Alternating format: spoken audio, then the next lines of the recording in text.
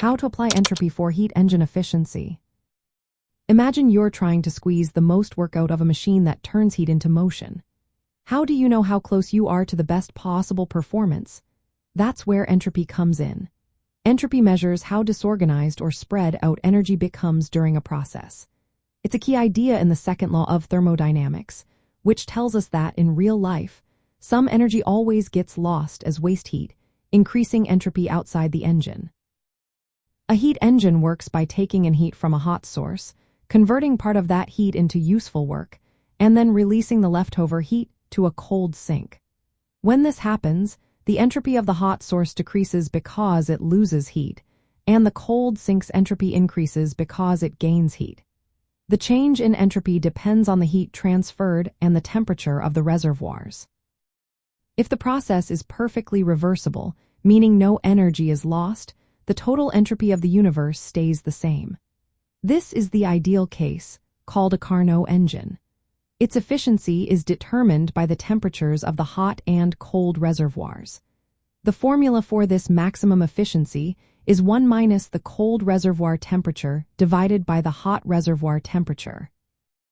This shows that to get close to perfect efficiency, you want a big difference between the hot and cold temperatures, but real engines always generate extra entropy due to irreversibilities. Irreversibilities happen because of friction, rapid expansions, or heat losses. These create extra entropy, which makes the engine less efficient. To improve efficiency, engineers analyze where entropy is being generated during heat transfer.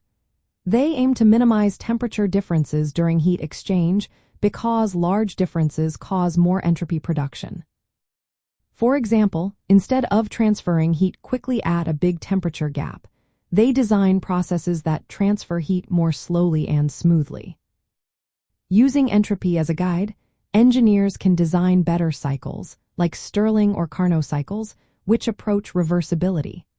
They also focus on components like turbines and compressors, making them operate with less irreversibility. Additionally, waste heat can sometimes be recovered through regeneration or combined cycle systems, which reuse energy that would otherwise be lost. Ultimately, the goal is to reduce the total entropy generated during operation. When entropy generation is minimized, less heat needs to be rejected, and the engine can operate closer to its theoretical maximum efficiency. So, applying entropy principles helps us understand the limits of what a heat engine can achieve and guides us in designing machines that work smarter, not just harder.